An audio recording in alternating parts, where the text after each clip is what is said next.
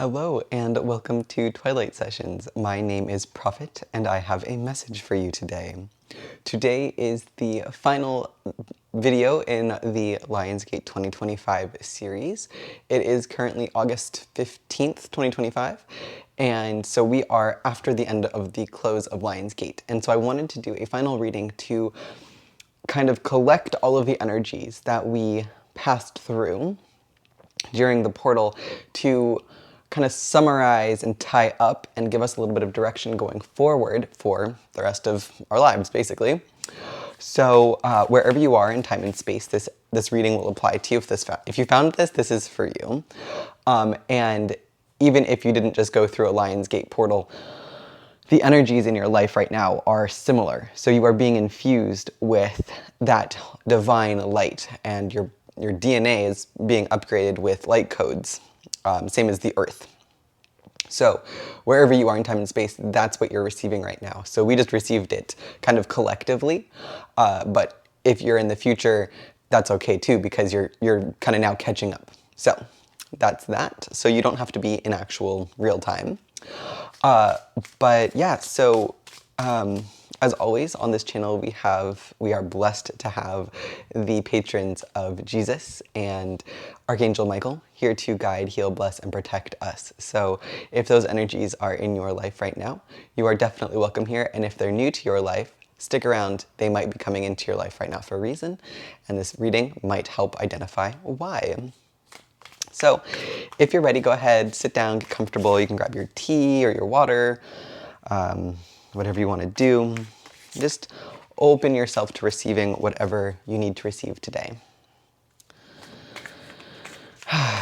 All right, so tell us about the Lionsgate portal as a whole and how we can move forward.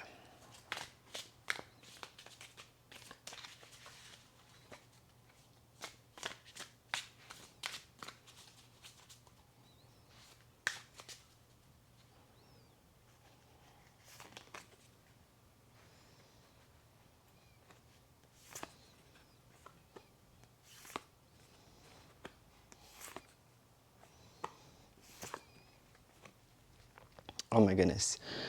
All right, so we've got very powerful energies coming up.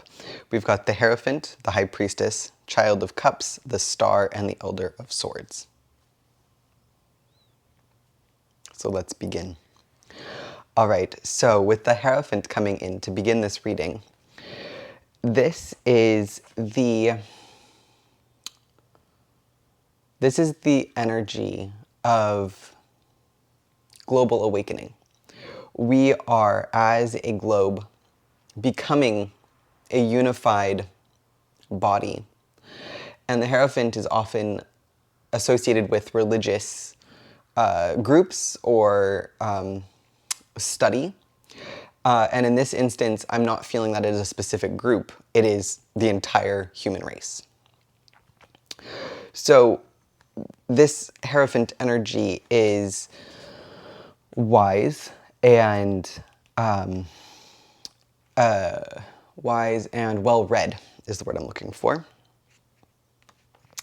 We're going to pull up the thing. So we've got societal structure, belief, and instructor. Belief system and instructor. So this card is inviting us to explore your beliefs.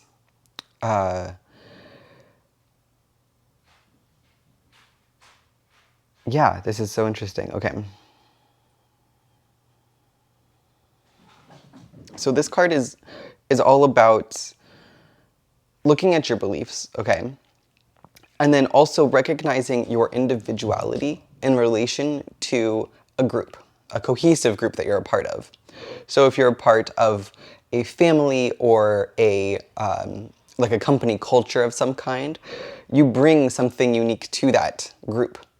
And this could also be a religious organization or some sort of spiritual practice that you're a part of. Sorry, I think Sissy is doing laps across the house. Oh, it's actually Jude. So you are a part of something bigger, and that is in itself very special because you are supported and surrounded by those who have similar beliefs to you. But then you also have to recognize your own individuality. and honor that. And that should be honored by those around you. And with the Hierophant, there is also a call to find an instructor, or like it's hinting at elders, kind of like a hierarchy. And I've said this before when this card comes up, but whenever there is a guru or a teacher of some kind, it's important to listen to the words that they're saying and feel if they're resonating with your body and your own beliefs, like your inherent kind of like sense of right and wrong.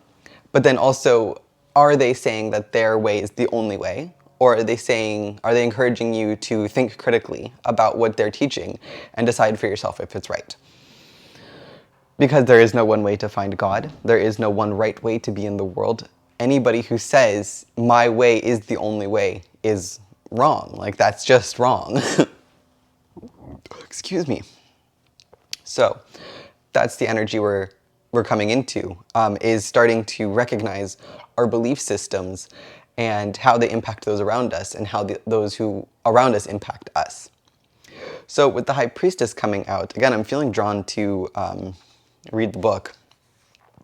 So with this beautiful card, absolutely gorgeous, we've got intuition, receptivity, and being. The High Priestess immerses you in the realm of intuitive awareness. The depths within you are vast and mysterious as the ocean. Before you is a shell, seawater shimmering inside, casting a reflection of the moon and stars above. Visions may present themselves to you here. How can you be open to receiving them? Beautiful. So this is also kind of drawing a correlation between the Magician as the doer and the High Priestess energy as being. So this card is telling us that as we go forward in time, you are getting in touch with your spiritual side. And likely you already have been, because you're here watching this video. And so the call here is to meditate and go within and do the practices that feel intuitively right for you. So I say meditate, but what I really mean by that is to still your mind so that you can start to listen to God speaking to you. Meditation is a good way to do that, but there's lots of other methods. You can do like a movement meditation, so like Tai Chi or Qigong or yoga. You could try going for walks or runs, you know, whatever it is that helps you find stillness in your mind, along with bike ride or something like that. So find the method that works for you and then dedicate a practice to it. So don't do it randomly. Don't do it, you know, every now and again when you think about it. Dedicate time every day or every week that is a time of like intentional connecting with your intuition and with God. And it's the practice, it is the dedicated practice that is sacred, not the practice itself. So the fact that you're setting aside 10, 20, 30 minutes a day, or, you know, twice a day or whatever, to pray or to meditate or to go for a walk or whatever, that's what's sacred, not the act itself. So it's the intention behind the act, not the act itself. And listen to your intuition to guide you there. So because we've exited the portal, you have been infused with these new light codes. And so you are inherently more intuitive than you were before. We are on the other side of the Lion's Gate, which means that everything has shifted. We are in a new dimension. And so with that comes the Child of Cups. So this is the sweet, curious nature of emotions. And I'm seeing this as kind of like an emotional reset. You are able to understand your emotions on a new level. So we also have the Elder of Swords coming up later, which is understanding your mind. But we're starting with the Child of Cups, which is just this, it's a very almost naive ability to connect with your emotions and just feel what's there, kind of without judgment. It's almost like you're feeling everything for the first time, and not in a bad way. Like, you'll notice this card is still and calm. It's not tempest. It's not tempestuous. You know, it's not a storm or some wildness of like getting caught in emotions. It's just simply watching. This little fish in here is just watching and just floating in the water. So that's kind of the energy that we're coming into, is curiosity. And I'm feeling that this is connected to the intuition. And so as I'm reading this, I'm seeing that maybe how you used to connect to your intuition is going to be different from now on. So you might have used to enjoyed meditating, but now you prefer a different form of meditation. Or maybe you didn't like to meditate before, but because you're now curious and your intuition is saying, try meditating, you might find that it actually suits you, and it didn't before, and it genuinely didn't. It's not that you were doing it wrong before, it's that your vibration wasn't in alignment with this practice. And now that you have a new practice of dedicated time, that is, the intention is to connect with God rather than to meditate, you might find that it fits better and it feels good. So the Child of Cups is urging you to get curious about what you're feeling and to connect to your intuition without judgment. So instead of going like, well, I never felt like that before, go, I never felt like that before. Let's try it. So the Star is coming out. And I just feel like this is a really important card for this reading, and a really important card for after the Lionsgate. And this is all about finding your North Star. So what drives you? What's driving you? Why are you going the direction that you're going? And we're going to read the thing on this because this is just the vibe of today. So we've got authenticity, inspiration, and peace. The Star welcomes you to a realm of peaceful reprieve. Cast your gaze upwards, and the bright stars above will assure you that you are where you are meant to be. Find inspiration by plugging into this restorative energy. Relax, open your heart, and come back to your center. So we're looking for the North Star. And this card is, because, within the North Star is finding your authentic self, right? That's kind of like the whole point, is your North Star is your heart's true calling. And your heart's true calling requires you to be your most authentic self. Like, you can't fake being your authentic self and follow your dream at the same time. It would be kind of like if an actor couldn't commit to a role. It wouldn't be the same as if they just fully committed to the role. And so the Star is calling you to fully commit to your role as your God-given role. And maybe you are an actor. Maybe that means something to you. So maybe right now you need to really dive in and just say, look, I am an actor and I'm going to give this opportunity my 100% all. And that's true of any other, just all of you. So I don't care if you have a profession or not. I don't care if your North Star makes you money. It could be that you make reels for TikTok or YouTube and you don't ever make any money off of that. But if that's what makes your heart feel amazing, then that's what God wants you to be doing right now. And the Elder of Sword is all about principles. And this is connecting to everything we've been talking about. So you're in this post-Lionsgate era, the mind can now become a part of the spiritual practice, because the mind, we're now able to use the structures of the mind, so our analytical mind, the intellectual brain, we're able to bring this into the spiritual practice because we can now understand that the intuitive, the emotional, and the mental are not three separate worlds that need to be kept apart because they are somehow contradictory. Instead, we can now blend the three together so that we can be spiritual, emotionally wise, and intellectually smart, and bring them all together so that you have this kind of perfect trifecta of deep intuitive wisdom and knowledge paired with emotional intelligence, paired with intellectual intelligence. So that creates kind of this full being that is completely balanced. And because it's the Elder, which is the king energy, it is the most wise. This is the most structured and full embodiment of the sword's energy. So this is kind of the most positive way of embodying that energy. And I'm seeing that the The Hierophant is the structure. The High Priestess is the intuition. The Child of Cups is the emotion. The Star is your full expression of self, and the mind is a part of that as well. So the Star here, while it's in between the emotional body and the mental body, it's where those two, the emotional and mental, meet. Of like, well, you want something really bad, right? That's what the emotion is. You want something. And it's usually like in a form of self-expression.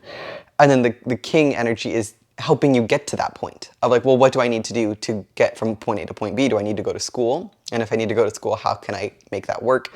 Do I need to contact someone? Do I need to get a new job? Like, what is the thing?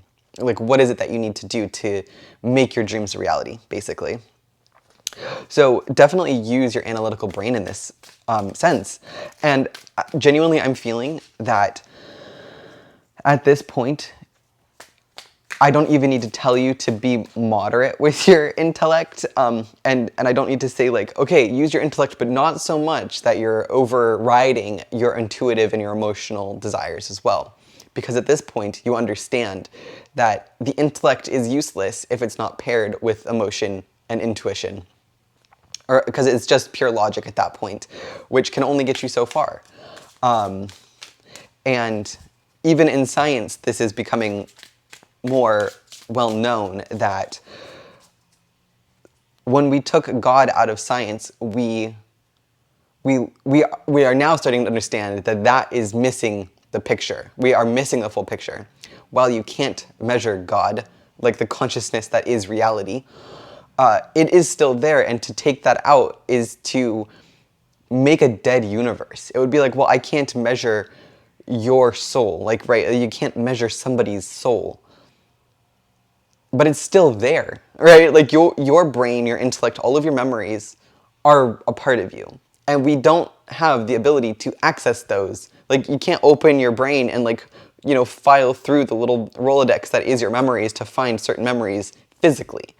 So there is an underlying consciousness to all of reality.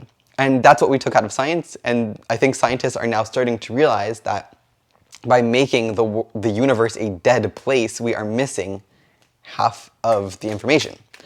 So that's why the Elder of Swords is coming in, and this reading is to say we are now wise enough to bring God into our intellect. We can now bring intellect into God. So we can connect the two. They're not contradictory at all. So that's cool. All right. So that's kind of setting the scene for where we are right now and where we're going to be going. And so I'd like to get a little bit more insight into how we can embrace this energy at this time. So how can we really live and embody this energy of connecting the body, mind, and spirit, the intellect, the emotional body, and the intuitive self? How can we connect these?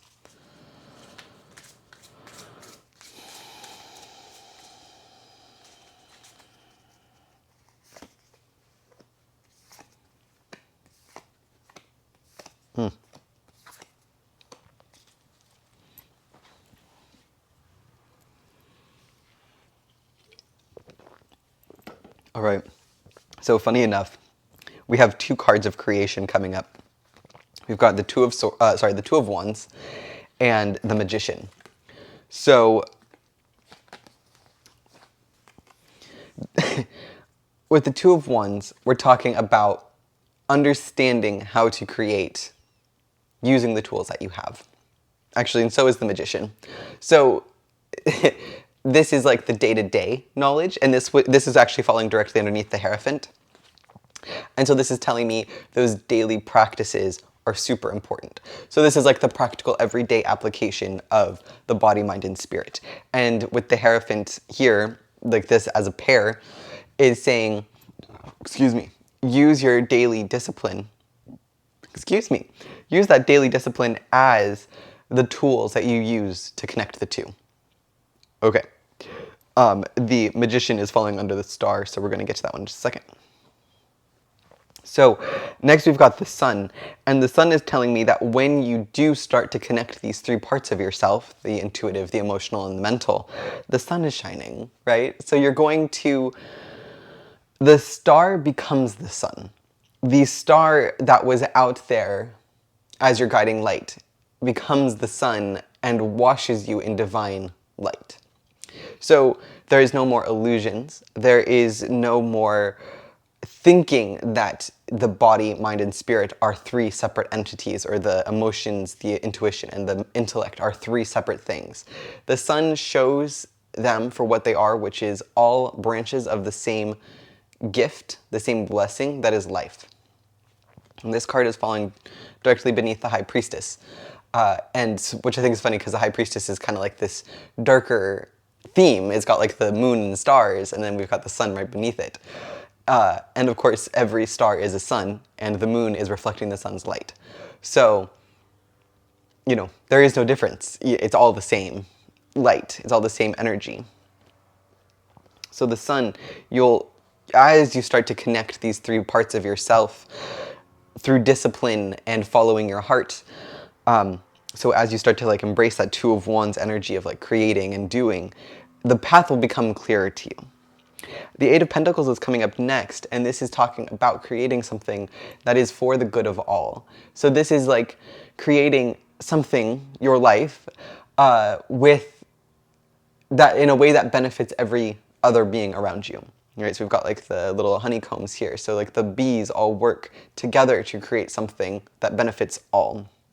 And this is the energy that we're coming into as a globe, as a global community, is that we are seeing that we need to help each other. And we will be seeing this more as the months and years go by, of like hoarding resources benefits no one except for the rich, and we're not about that anymore.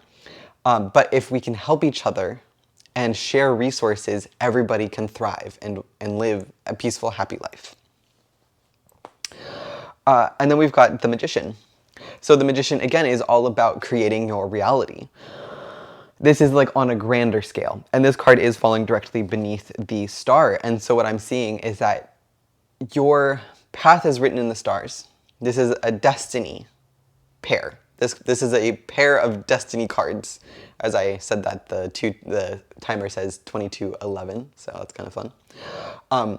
But this is like, you are creating the life of your dreams because the life of your dreams is your destiny. This isn't about going against God's will or anything like that. This isn't like going rogue and doing your own thing. This is about finally finding your own magic. There is no more wishing or hoping or grasping or thirsting. It is just, I know what I'm doing because I know where I'm trying to go, the North Star, and I've got the tools that I need to do that, which in this instance is your intuition, your emotion, and your intellectual selves. So you can bring all of those together, and with those elements, including your body, right? So that would be the fourth element, is the body in this physical world. You can create the life of your dreams, which is the star. And then the last card in this reading is kind of a doozy here. We've got the Tower coming up. Again, this card is always coming up. And this came up on the last day of the Lionsgate reading, actually kind of like the last week of the Lionsgate portal. This card came up a lot during Lionsgate. And this is telling me that the old structures that used to hold you are no longer in place. And so you don't have to pretend that they are anymore. This card is falling directly beneath the King of Swords. And like I was saying a few minutes ago about the King of Swords, and how like I don't need to remind you not to let this take over and like think that like logic is the only way, or that the intellect is the most important of your selves. That's no longer the case. The Tower has come down. The Tower is already down. So that kind of like over emphasis on the intellect is it's no longer going to bother you or plague you. The next card in the deck is the Six of Swords, and this is like hope on the horizon. This is the clouds are breaking and the sun is starting to come through. So the Tower came down so the sun could shine, right? The sun came up earlier. And the sun is guiding us to that dream life. And that dream life connects us to everybody else around us and benefits everybody else around.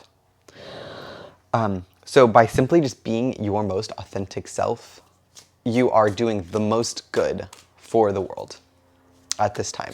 And that is truly special. Just you being you is plenty. And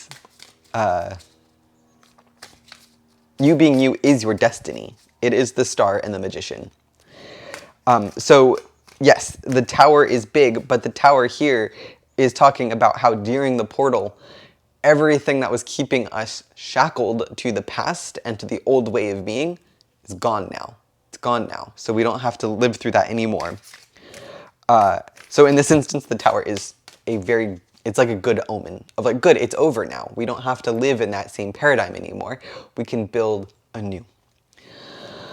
All right, so let's just see if there's any final messages before I end this reading. This one went a little long. I don't know why they keep going so long. I'm always like, I'll just do like a quick little 10-minute reading, and then it's 25 minutes later. I'm like, what happened? Oh, here we go. So we've got 2 cards for the final message. We've got the Child of Wands and the Three of Cups, which is such a lovely pair. So with the Three of Cups here, we've got community and celebration and coming together and just being a whole. Like, it's the individuals creating a group and the group holding the individual and honoring the individual. So this is a very sweet way to connect to those around you because you are just being your truest, most authentic self. You'll notice that in this card we've got 3 cups and they're each different. And both of them, or all of them, kind of look like, well, they're all overflowing. And they're all just sitting there together, but they all look different. These cups don't match. They're not a match set, but they still sit next to each other and they're all overflowing. So wherever you are, you will be connecting with those who can love you and appreciate you for exactly who you are. They will fill you up to the point where you are overflowing and you will fill them up so that they are overflowing and together we're all just overflowing. And the Child of Wands is just being, again, your most authentic expression in like the most sweet and uplifting way. And this is all about creativity. I think it's so sweet that we have 2 child cards. So these are both the page energies. So kind of the most immature and childlike versions of this energy. So we've got the Child of Cups coming out to remind us to be curious about our emotions. And then the Child of Wands, which is like, I feel so inspired. This child knows the North Star. Like, they are so young that they remember that drive and passion they had as a child for whatever it was that you had as a child. And they just want to go for it wildly and like with wild abandon, with no thoughts or cares about how am I going to afford it, or where am I going to find time, or will anybody appreciate this, will anybody like it, will anybody want to buy it or watch it or listen to it or experience it or eat it or whatever it is that your thing is. Oh, it sounds like we've got some wild kitties at the door. So this Child of Wands here is saying to just go for it, to just be your most authentic self. And then those around you with the Three of Cups are going to just love it and support you. And that's how you'll kind of like know. That's kind of like using the world around you as a mirror to reflect yourself back at you. So yeah, that's all I got for you today. That's all I have. Yeah, I don't know what's going on up front. I need to go see what the cats are up to. But thank you so much for being here. It has been a joy and a pleasure, as always, to be a channel for you. And I am so blessed to be the channel. So thank you. Thank you for being here. And I look forward to seeing you in a future video. Until then, my friend, blessed be, peace go with you, and I will see you next time. Bye.